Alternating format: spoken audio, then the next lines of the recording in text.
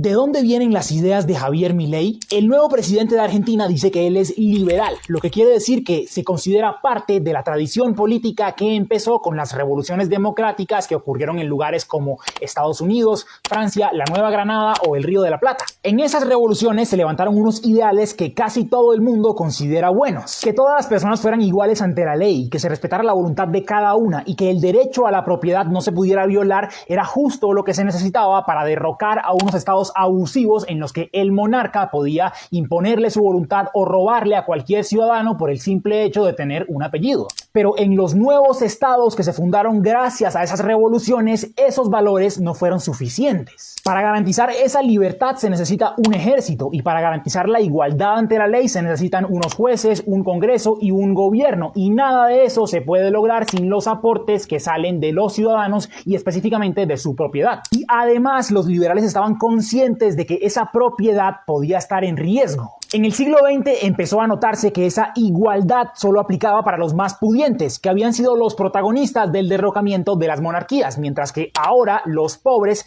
que seguían llevando del bulto, empezaban a volverse protagonistas de otro tipo de revoluciones que buscaban ir mucho más allá.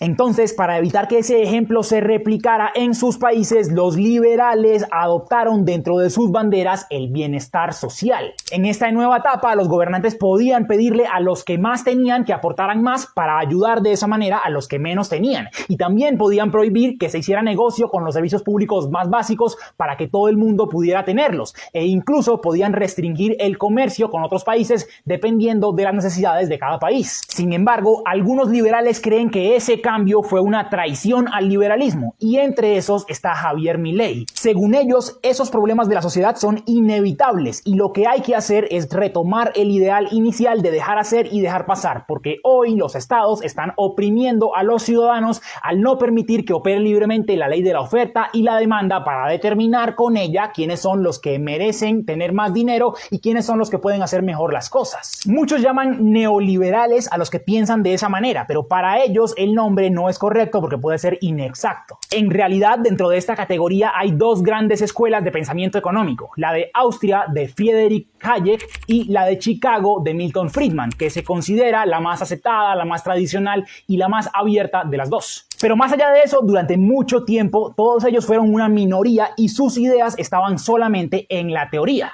Pero en la época de la decadencia y de la caída del Imperio Soviético, ese riesgo que los motivó a que crearan el estado de bienestar se estaba desvaneciendo y los gobernantes de Occidente se asesoraron de esos pensadores para que los ayudaran a privatizar los servicios públicos, a abrir el comercio y a disminuir la inversión social. Así, los que antes criticaban el excesivo poder del Estado, ahora pasaron a ejercerlo en los estados más poderosos. Hayek, Friedman y sus alumnos se volvieron los gurúes de Ronald Reagan en Estados Unidos, Margaret Thatcher en Inglaterra e incluso, a pesar de que es abiertamente contradictorio con ese supuesto ideal de libertad, apoyaron y defendieron al dictador Augusto Pinochet en Chile. Y acá otra vez hubo pensadores que consideraron que este paso de los antiestatistas al Estado también era una traición al liberalismo. El más conocido de ellos fue Murray Rothbard, de los austriacos, que consideraba que su compañero Hayek se había separado de las ideas de la escuela, que decía que Milton Friedman era un consentido del Estado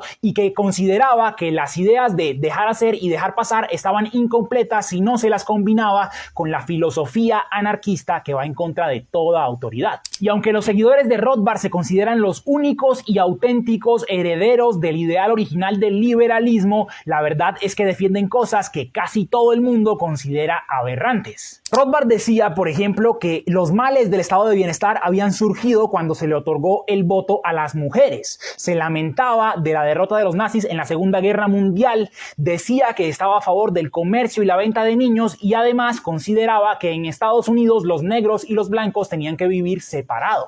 Y cuando Javier Milei dice que él es un liberal libertario o anarcocapitalista, lo que está diciendo es que él es uno de esos seguidores de Murray Rothbard. Es cierto que durante la campaña Milei se distanció de muchas de esas ideas, pero también es cierto que antes había dicho que Rothbard nunca se equivocó y que la propia filosofía de Rothbard exalta el populismo y la demagogia como estrategia para alcanzar sus objetivos económicos. La pregunta es si los van a lograr en la Argentina de hoy, hasta qué punto y de qué manera.